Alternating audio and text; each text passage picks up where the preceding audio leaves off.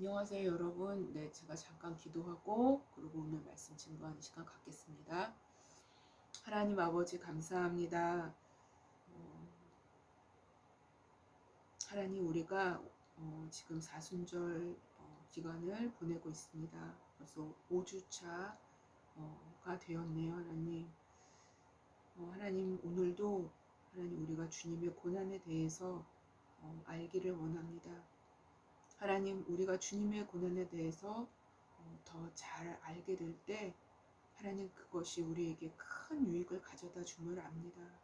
왜냐하면 하나님 우리가 당하는 그 고난의 이유와 그 의미를 알게 되기 때문입니다. 하나님 또한 그 안에서 너무도 놀라운 힘을 받고 하나님 능력을 받는 것을 하나님 제가 항상 체험했습니다. 하나님 우리에게 주님을 더 깊이 알아갈 수 있는 시간이 되게 하여 주시고 특별히 주님의 고난을 알므로 통해서 하나님 우리가 주님을 따라가며 또 우리가 우리의 마음이 하나님 항상 주님을 향할 수 있도록 주님 온전히 인도하여 주시고 역사하여 주시옵소서. 하나님 첫 시간입니다. 마치는 시간까지 하나님 말씀 가운데 주님 임하여 주시고 하나님 이 말씀의 주인 되신 주님께서 성령께서 하나님 이 자리에 하나님 아버지 임재하여 주셔서 하나님 듣는 모든 사람들 마음 가운데 예수 그리스도가 그분의 고난이 각인될 수 있는 그러한 시간이 되게 하여 주시옵소서. 하나님 그래서 하나님 우리의 삶의 여정 가운데 하나님께서 주시는 하나님 그런 고난들이 우리 앞에 다가올 때 하나님 그것을 잘 이해하고 또 그것을 잘 해석하고 하나님 그래서 하나님 그 뒤를 잘 따라갈 수 있는 하나님 우리 모두가 될 수 있도록 도와주셔서 하나님 참으로 하나님 이 시대 가운데 참된 그리스도인들로 살아갈 수 있도록 주님 인도하여 주시기를 원합니다. 감사하며 예수님의 이름으로 기도했습니다. 아멘.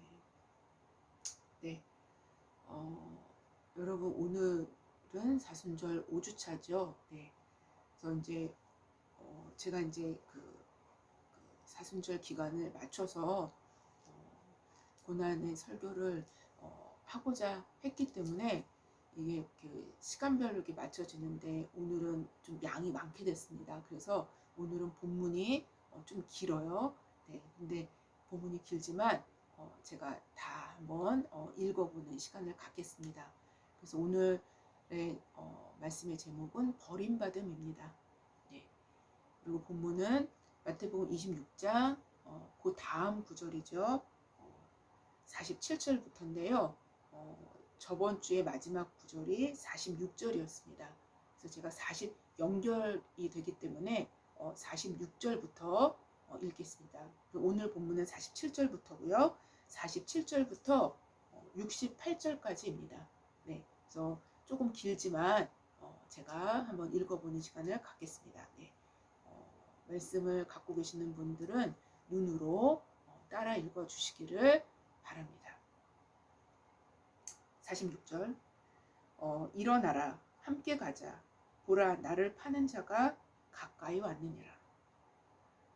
말씀하실 때에 12 중에 하나인 유다가 왔는데 대제사장들과 백성의 장로들에게서 파송된 큰 무리가 칼과 뭉치를 가지고 그와 함께 하였더라. 예수를 파는 자가 그에게 군호를 짜 이르되 내가 입맞추는 자가 그이니 그를 잡으라 한지라. 곧 예수께서 나와 라비여 안녕하시옵나이까 하고 입을 맞추니 예수께서 이르시되 친구여 내가 무엇을 하려고 왔는지 행하라 하신대 이에 그들이 나와 예수께 손을 대어 잡는지라. 예수와 함께 있던 자 중에 하나가 손을 펴 칼을 빼어 대제사장의 종을 쳐서 그 귀를 떨어뜨리니 이에 예수께서 이르시되 내 칼을 도로 칼집에 꽂으라. 칼을 가지는 자는 다 칼로 망하느니라. 너는 내가 내 아버지께 구하여 지금 12군단 더 되는 천사를 보내시게 할 수 없는 줄로 아느냐. 내가 만일 그렇게 하면 이런 일이 있으리라 한 성경이 어떻게 이루어지겠느냐 하시더라. 그때 예수께서 무리에게 말씀하시되 너희가 강도를 잡는 것 같이 칼과 뭉치를 가지고 나를 잡으러 나왔느냐 내가 날마다 성전에 앉아 가르쳤으되 너희가 나를 잡지 아니하였도다. 그러나 이렇게 된 것은 다 선지자들의 글을 이루려 함이니라 하시더라. 이에 제자들이 다 예수를 버리고 도망하니라. 예수를 잡은 자들이 그를 끌고 대제사장 가야바에게로 가니 거기 서기관과 장로들이 모여 있더라. 베드로가 멀찍이 예수를 따라 대제사장의 집들까지 가서 그 결말을 보려고 안에 들어가 하인들과 함께 앉아 있더라. 대제사장들과 온 공회가 예수를 죽이려고 그를 칠 거짓 증거를 찾으매 거짓 증인이 많이 왔으나 얻지 못하더니 후에 두 사람이 와서 이르되 이 사람의 말이 내가 하나님의 성전을 헐고 사흘 동안에 지을 수 있다 하더라 하니 대제사장이 일어나서 예수께 묻되 아무 대답도 없느냐 이 사람들이 너를 치는 증거가 어떠하냐 하되 예수께서 침묵하시고는 대제사장이 이르되 내가 너로 살아계신 하나님께 맹세하게 하노니 내가 하나님의 아들 그리스도인지 우리에게 말하라. 예수께서 이르시되 내가 말하였느니라. 그러나 내가 너희에게 이르노니 이후에 인자가 권능의 우편에 앉아 있는 것과 하늘 구름을 타고 오는 것을 너희가 보리라 하시니 이에 대제사장이 자기 옷을 찢으며 이르되 그가 신성 모독하는 말을 하였으니 어찌 더 증인을 요구하리요. 보라 너희가 지금 이 신성 모독하는 말을 들었도다. 너희 생각은 어떠하냐? 대답하여 이르되 그는 사형에 해당하니라 하고 이에 예수의 얼굴에 침 뱉으며 주먹으로 치고 어떤 사람은 손바닥으로 때리며 이르되 그리스도야 우리에게 선지자 노릇을 하라. 너를 친 자가 누구냐 하더라. 네, 본문이 조금 길죠. 네. 통계학자인 로저 뱁슨이라는 사람이 있었대요. 네, 로저 뱁슨이라는 사람이 어느 날 아르헨티나 대통령과 함께 점심 식사를 하게 되었다고 합니다. 대통령이 로저 뱁슨에게 이렇게 질문을 했어요. 뱁슨 씨, 남미에는 금이나 은이나 석탄이나 구리나 철이나 등과 같은 천연 자원이 아주 풍부하고 또 나이아가라 폭포에 견줄 만한 아주 훌륭한 강과 폭포들이 있어서 아주 굉장히 많이 있어서 자연의 혜택을 많이 누리고 있습니다. 그런데 북미는 왜 그렇지 못한지 궁금합니다. 라고 질문을 던진 거예요, 대통령이. 로저 뱁슨은 그때 대통령 각하 그 이유가 뭐라고 생각하십니까? 글쎄요. 제 생각에는 이렇습니다. 남미는 금을 찾아서 온 스페인 사람들이 정착한 곳입니다. 그러나 북미는 하나님을 찾아서 온 청교도들이 정착한 곳이기 때문입니다. 라고 대답을 했다고 합니다. 굉장히 의미심장한 대답을 했어요. 네. 로저 웹슨의 진단은 아주 정확합니다. 정확하다는 생각이 들었어요. 덧붙인다면, 이 말의 내용을 덧붙인다면 각각의 땅을 찾은 사람들, 북미를 찾은 사람들, 남미를 찾은 사람들, 각각의 땅을 찾은 자들의 원래적인 목적은, 즉 동기가 어떠하냐에 따라서 완전히 다른 결과가 주어질 수 있다라는 것입니다. 인간은 자신의 목적에 맞는 것을 찾게 되어 있고 그것을 중심으로 개발하고 또 그것을 중심으로 노력하게 되어 있기 때문이죠. 그 여파는 아직도 어느 정도 지속된다고 생각이 듭니다. 여러분, 이것과 똑같이 적용될 수 있는 부분입니다. 네. 만약 여러분이 교회에 나오는 목적이, 즉 그 동기가 하나님을 찾아서 온 것인가? 아니면 교회에 나오는 목적이 금을 찾아서 나온 것인가 하는 것입니다. 사실 하나님을 찾는다는 목적, 즉 그 동기가 금을 잘 찾아내기 위한 것이라면 이런 사람의 원래적인 목적, 즉 그 동기는 금을 찾기 위해서 교회에 나온 것이라고 할 수 있겠습니다. 네. 금을 찾기 위해서 하나님을 수단화한 것이기 때문인 것입니다. 금 외에도 또 다른 목적으로 나오는 것이냐, 어떠한 목적으로 나오는 것이냐라는 질문을 우리는 가질 수 있습니다. 그럼에도 불구하고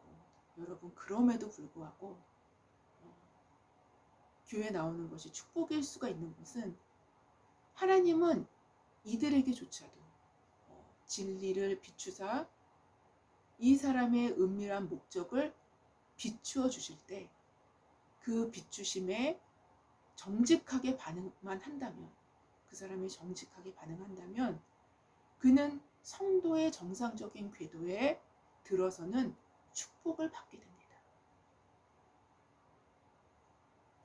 이런 과정 전까지는요, 여러분, 성도라고는 아직까지는 말할 수 없습니다. 네. 교회 안에 모든 사람이 다 성도는 아닙니다. 그런데요, 여러분, 오늘 본문에서는 그리스도와 3년 동안 동고동락했던 제자들의 무리들 가운데서도 때가 되었을 때 이 은밀하고도 자기 자신에게서까지 감추어진 이 목적과 동기들이 드러나게 됩니다. 때가 되었을 때 말입니다. 예수께서 제자들과 마지막 유월절 식사를 하실 때 너희 중에 한 사람이 나를 팔리라고 말씀하셨죠. 주님은 처음부터 자신을 팔 자가 누구인지 아셨지만 그가 자신의 의지로 그 일을 파는 그 일을 선택한 후에야 제자 공동체 안에서 그가 누구인지 주님은 밝히시게 됩니다.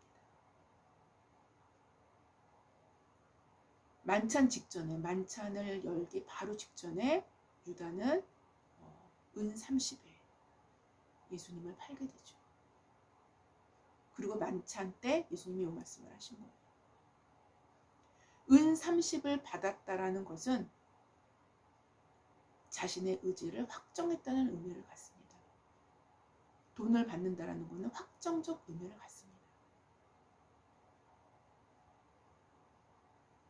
그 일을 완전히 선택한 후에야 제자 공동체 안에서 그가 누구인지 주님은 밝히시게 되죠. 그것도 유다 자신이 스스로 예수님께 천연덕스럽게 랍비여 나는 아니지요.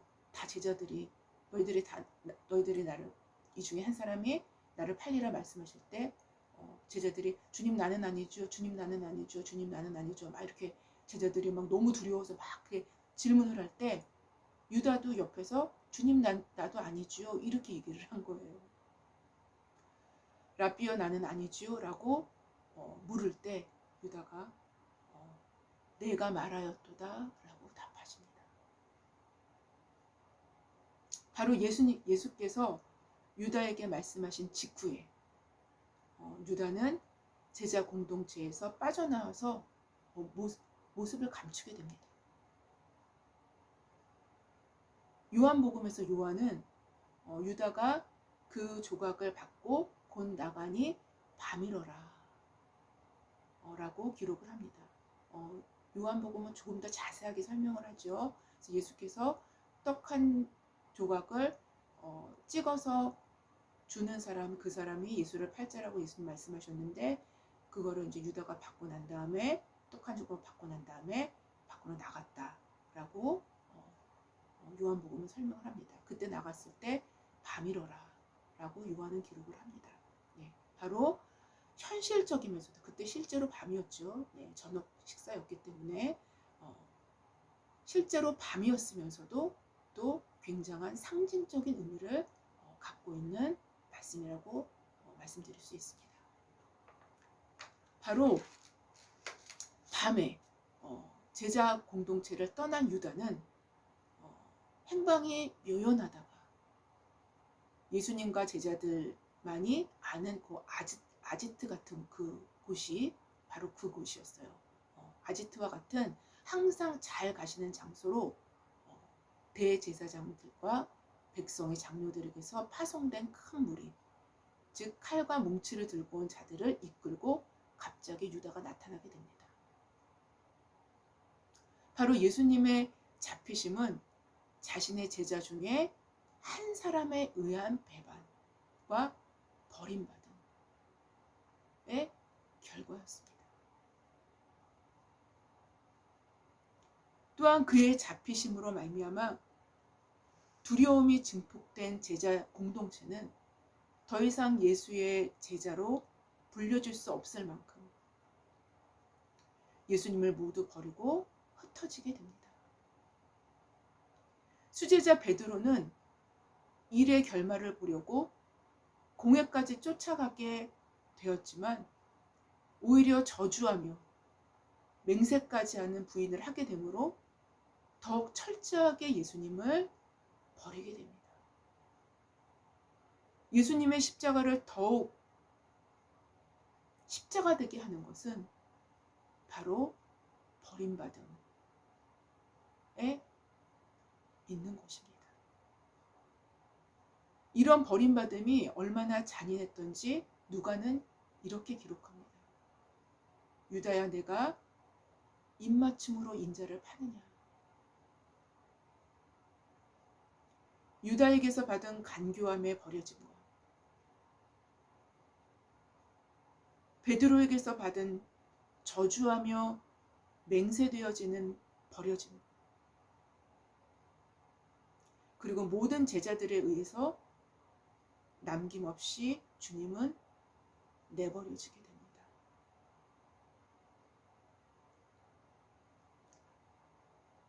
인간에게 있어서 버림받음은 아주 치욕적이며 아주 깊은 마음의 상처가 됩니다. 특별히 사랑하는 대상들에게 버림받는다라는 것은 인간의 존엄성, 인간은 다 존엄하죠.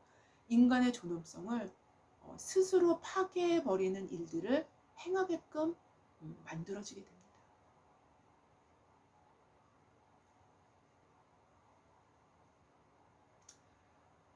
본문 56절은 이렇게 기록합니다. 이에 제자들이 다 예수를 버리고 도망하니라. 바로 예수님의 십자가는 철저한 버림받음의 상황 그 한가운데서 주어진 것입니다. 전에 제가 잠깐 소개를 해드렸던 적이 있었던 걸로 제가 기억을 하는데요.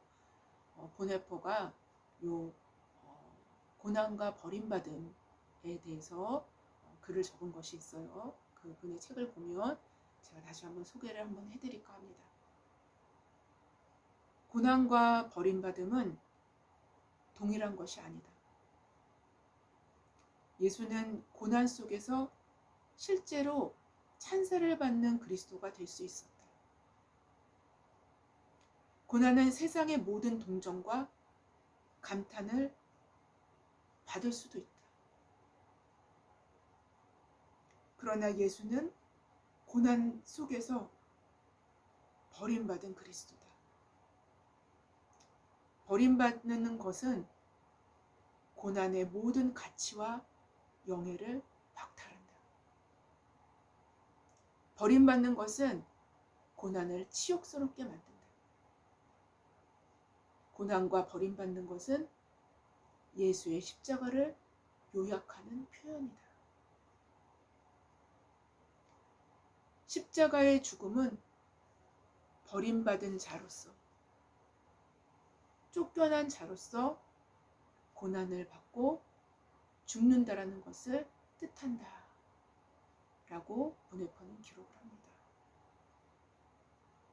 바로 그리스도의 고난은 버림받음이라는 정황 위에 십자가로 세워져 있는 것입니다. 보네퍼는 다시 이렇게 글을 이어갑니다. 교회의 반석인 베드로가 예수 그리스도를 주님으로 고백하고 교회 설립의 임무를 받은 직후에 실수를 범했다라는 것은, 여기서 실수가 뭘까요? 예수께 막 항변을 하죠. 그렇죠? 실수를 범했다는 것은 고난을 받는 그리스도가 처음부터 교회 자체의 거리낌이 되었다는 사실을 의미한다. 교회는 고난을 받는 주님을 원치 않았으며 그리스도의 교회로서 주님으로부터 고난의 율법을 강요당하기를 원하지 않았다. 여기서 왜 보네퍼가 고난의 율법이라고 표현을 했냐면요. 그리스도의 율법이 나오죠. 그렇죠? 고린도전서 9장에 그리스도의 율법이 나옵니다. 고난의 율법을 강요하기를 원하지 않았다. 베드로의 항의는 고난을 받고 싶지 않다라는 불평이다. 그리하여 악마는 교회 안으로 침투해 들어왔다. 악마는 교회 자신의 주 대신 그리스도의 십자가와 떼놓으려 한다. 이렇게 보네퍼는 기록합니다. 교회가 그리스도의 십자가를 잃어버리면 반드시 부패합니다. 반드시 부패해요. 교회를 그리스도의 십자가에서 떼어놓으려는 것은 어떠한 그럴싸한 이유를 들먹인다 할지라도 무조건 사탄의 미혹으로 아주 확정적이게 규정할 수 있습니다. 여하튼 예수님은 잡히신 후에 대제사장 가야바의 집으로 끌려가게 되죠. 예측할 수 있는 것은 아마 이 시간이 태양력으로 한 11시나 12시쯤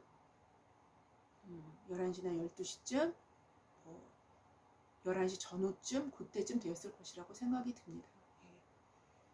마태복음의 기록만으로는 예수께서 사내들인 공회에서 신문을 받으셨던 시각을 가늠하기가 쉽지는 않은데요. 연대기적인 관점에서 보다 충실했던 누가의 기록을 본다면 좀 더 확실해집니다.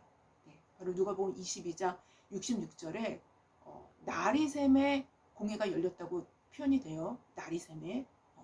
그렇기 때문에 우리가 합리적인 추론을 한다면 아마도 밤 11시나 12시쯤에 갑자기 들이닥쳐서 그 아지트에 갑자기 유다가 이끌고 온 사람들이 들이닥쳐서 잡히신 후에 대제사장 가야바의 집에서 밤새도록 조롱과 멸시를 당하신 후에 날이 밝은 후에 그러니까 6시 전후로 해서 아침 새벽에 사내들인 공회에서 신문을 받았다라고 우리가 생각할 수 있을 것 같습니다. 그래서 바로 이 시간, 그러니까 밤 11시나 12시 이때부터 시작해서 새벽 한 6시쯤 그때쯤에 이 시간에 동시에 베드로의 부인과 예수님을 희롱하고 때리는 일들이 같이 동시간에 벌어졌던 사건이라고 우리는 볼 수가 있어요. 날이 새자마자 사내들인 공회는 소집되었고 주님은 신문을 받게 됩니다. 요한은 대제사장 가야바의 장인이었던 안나스에게 가서 먼저 예배 신문을 받고 그리고 다시 대제사장 가야바에게서 신문을 또 받은 것으로 기록을 하죠. 좀 더 자세하게 기록을 하죠.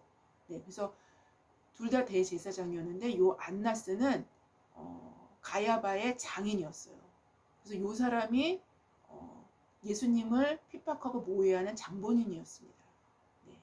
그리고 요 사람의 사위가 되는 대제사장 가야바는 그것을 합법화시키고 법적으로 합리화시키는 그 작업을 했었던 사람이에요. 예. 그래서 이 둘이 신문을 받은 것으로 이제 더 자세하게 이제 요한복음에서는 기록을 하는데요. 아마도 대제사장 가문이었기 때문에 가야바와 안나스는 이렇게 같은 건물에 살았던 사람들이었습니다. 그래서 같은 건물에서 이쪽에 안나스에 가서 신문을 받다가 또 끌려가서 저쪽에서 신문을 받다가 이렇게 왔다 갔다 하시면서 신문을 받으셨던 거죠. 네, 그 산헤드린 공회는 유대의 최고의 법정입니다. 네, 유대 최고의 법정을 산헤드린 공회라고 합니다. 네. 그래서 산헤드린 공회의 신문은 거짓 증거를 찾는 일에 혈안이 되어서 거짓 증언자들의 무대가 됩니다. 오늘 본문 60절은 이렇게 기록하죠. 거짓 증인이 많이 왔으나 얻지 못하더니. 거짓 증언자들이 굉장히 많이 왔으나 얻지 못하더니 라고 기록을 하죠. 불법을 합리화시켜서 로마라는 정치 세력의 도움을 받기 위해서는 거짓 증언자들을 필요로 했기 때문입니다. 바로 신앙과 신앙 즉 종교가 부패하면 힘과 정치 세력을 통해서 자신의 지배력을 키우고 힘으로 그 지배력을 견고히 하려는 성향으로 가게 됩니다. 이것이 부패의 확실한 징후입니다. 그래서 예수님의 신문은 안나스의 신문에서 대제사장 가야바의 신문, 그런 후에 로마의 총독 빌라도의 신문으로 이어지게 됩니다. 여하튼 예수님은 유대의 최고 법정, 즉 유대인을 대표하는 한 민족을 대표하는 법정에서도 버림을 받게 됩니다. 거짓 증언자들의 출현은 버림받게 하기 위해서 하나의 법적 절차에 지나지 않았다는 것이죠. 결국 자신의 백성에게 버림당하시고 빌라도에게 넘겨지시게 되는 것입니다. 그가 세상에 계셨으며 세상은 그로 말미암아 지은 바 되었으되 세상이 그를 알지 못하였고 자기 땅에 오매 자기 백성이 영접하지 아니하였으나 라고 요한복음 1장 10절 11절은 기록하고 있습니다.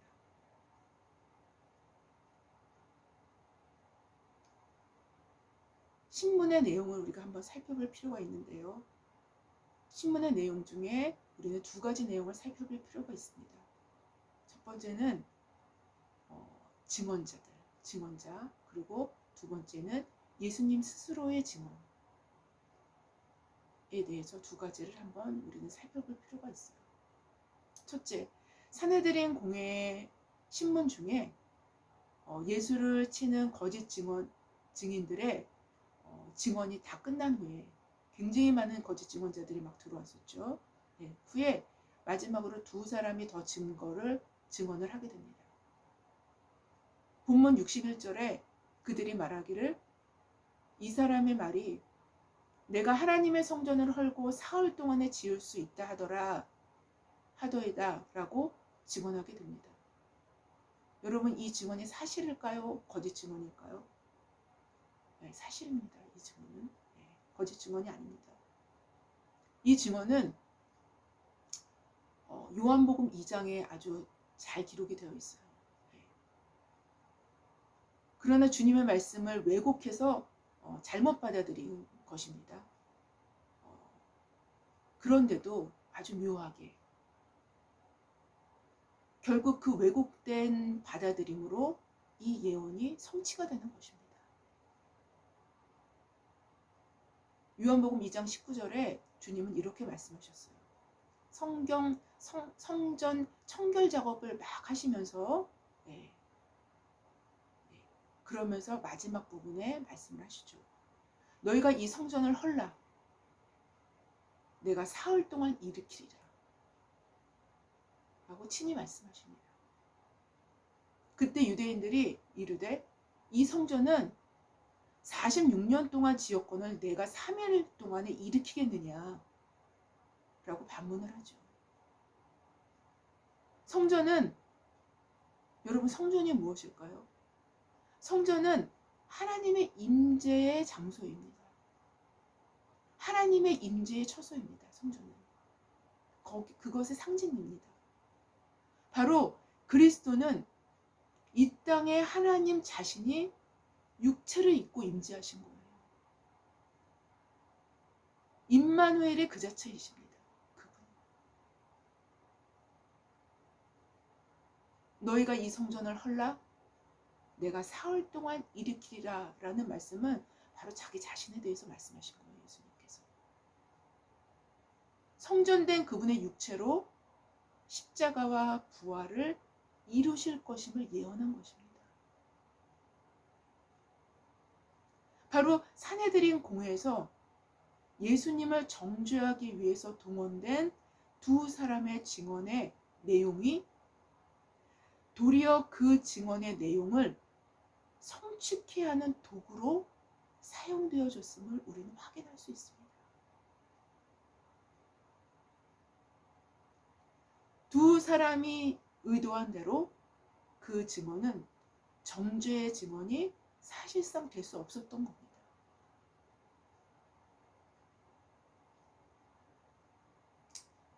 이어서 본문 62절에 대제사장이 일어서서 예수께 묻되 이 증언에 대해서 아무 대답이 없느냐? 대제사장이 예수님께 질문을 하죠. 이 사람들이 너를 치는 증언이 어떠하냐? 그렇게 또 물어봅니다. 63절에 예수께서 침묵하시거늘 대제사장이 이르되 내가 너로 살아계신 하나님께 맹세하게 하노니 살아계신 하나님께 맹세하게 하노니 내가 하나님의 아들 그리스도인지 우리에게 말하라. 아주 단도직입적으로 아주 예수님께 물어봅니다. 대제사장이. 이때 예수님은 너무도 명백하게 자기 증언을 하십니다. 예수께서 이르시되 내가 말하였느니라. 네가 말했다는 겁니다. 네가 말했다는 거야. 대제사장 네가 말했다는 거야. 그러나 내가 너에게 이르노니 이후에 인자가 권능의 우편에 앉아 있는 것과 권능은 하나님을 말씀하시죠. 권능의 우편에 앉아 있는 것과 하늘 구름을 타고 오는 것을 너희가 보리라 라고 답하십니다. 대제사장으로서 이 말의 의미를 모른다면 그는 대제사장 직분에서 내려와야 될 겁니다. 이 말은 정확하게 다니엘서 7장의 말씀입니다. 다니엘서 7장 9절 그리고 특별히 13절 말씀입니다. 그 말씀을 그대로 인용한 거예요.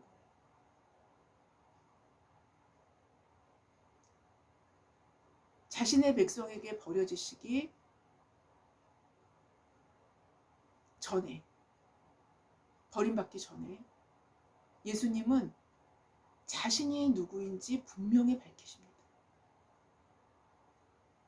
만약 예수께서 자신을 드러내시지 않으신 채 버림을 받으셨다면 아주 일말의 변명의 여지가 있을 수 있겠지만 그러나 이렇게 분명하게 자신의 존재의 실체를 밝히신 이상 변명의 여지는 결코 있을 수 없는 것입니다. 이 답변은 정확히 다니엘서 7장 9절 10절 그리고 특별히 13절 말씀에 기록된 그 인자가 자신임을 분명히 밝히신 것입니다. 이 말씀을 제가 전에 잠깐 말씀드린 적이 있는데요. 바로 이 결정적인 말씀을 하신 후에 신성모독죄로 정죄받고 빌라도라는 정치 세력에게 넘겨지게 되는 것입니다. 다니엘서 7장 9절에 이렇게 기록되어 있죠. 내가 보니, 다니엘이 보는 겁니다. 내가 보니 왕자가 놓이고 옛적부터 항상 계신 이가 좌정하셨는데, 옛적부터 항상 계신 이는 바로 하나님 아버지를 말씀하시는 거예요. 좌정하셨는데 그의 옷은 희기가 눈 같고 그의 머리털은 깨끗한 양털 같고 그의 보좌는 불꽃이요 그의 바퀴는 타오르는 불이며 불이 강처럼 흘러 그 앞에서 나오며 그를 섬기는 자는 천천히요 그 앞에 모셔선 자는 만만이며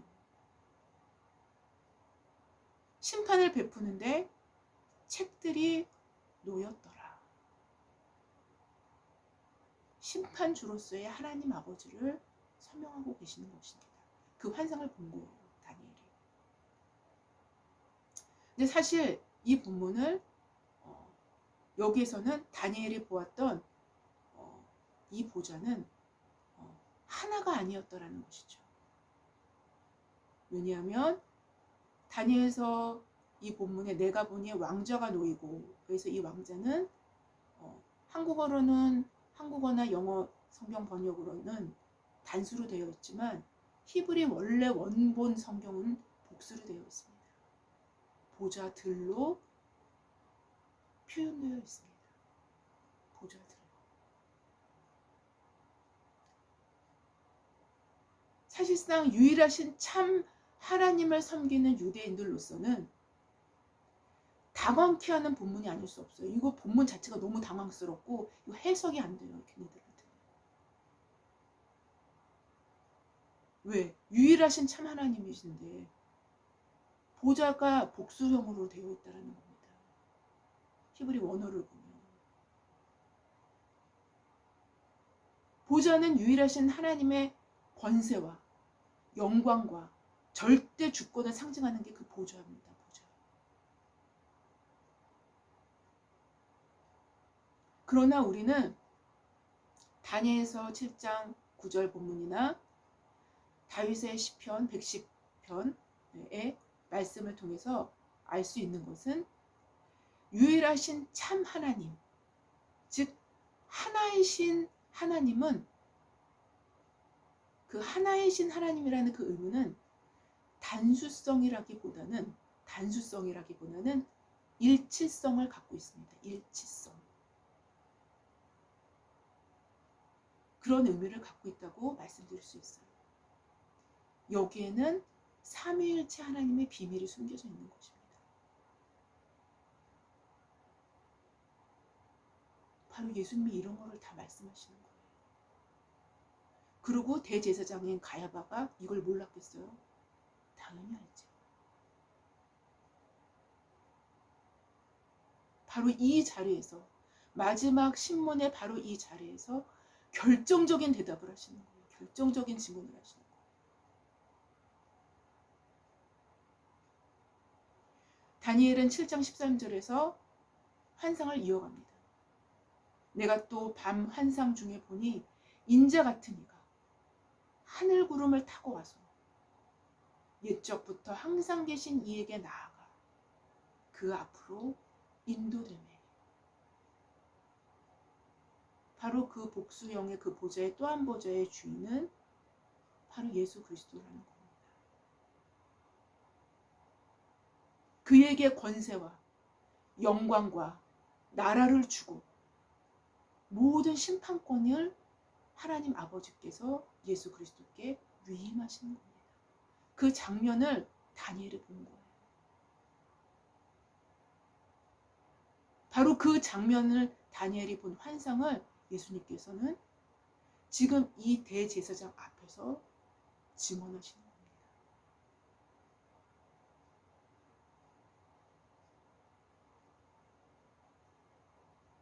바로 예수님은 대제사장 가야바 앞에서 자신이 하나님의 보좌 우편에 앉아있는 바로 그 인자, 바로 그 메시아임을 명백히 증언하신 것입니다. 결국 예수님의 이 자기 증언은 신성모독죄로 정죄되어 십자가의 길을 확정케 합니다. 그 길은 혹독한 버려짐의 길이었죠. 산헤드린에서 두 가지의 증언은 산헤드린에서의 결정적인 두 가지의 증언이 뭐였나요? 그 아까 두 사람의 증언, 성전 3일 만에 짓는다라는 그것과 인자가 하늘 구름을 타고 온다는 다니엘서 말씀, 자기 증언, 예수님의 자기 증언, 이 두 가지의 증언은 결정적이었다는 것이죠. 결국 예수님은 육신적으로는 자신의 민족에게도 버림을 당하시게 됩니다. 시편 118편은 이렇게 메시아를 예언합니다. 건축자가 버린 돌이 집의 모퉁이의 머릿돌이 되었나니 이는 여호와께서 행하신 것이요 우리 눈에 기이한 바로다.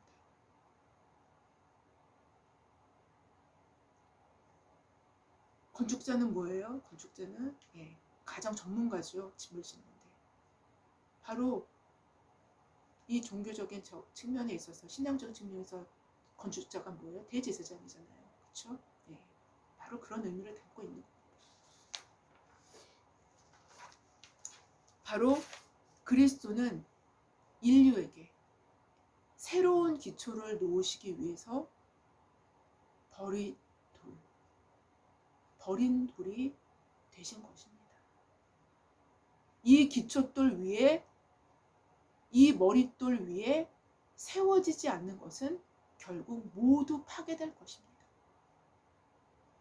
모두 무너질 것입니다. 그것이 성경의 증언이에요. 창세기부터 계시록까지.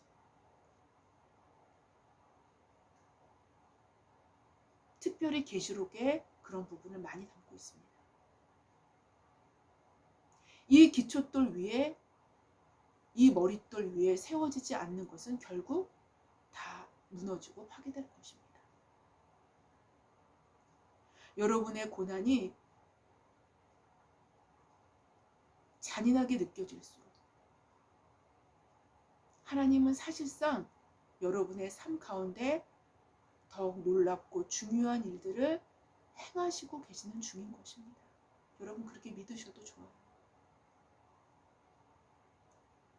가장 쓸모없는 것처럼 버려진 돌이 되었을 때, 가장 요긴하고 가장 쓸모 있는 머릿돌이 되신 예수님처럼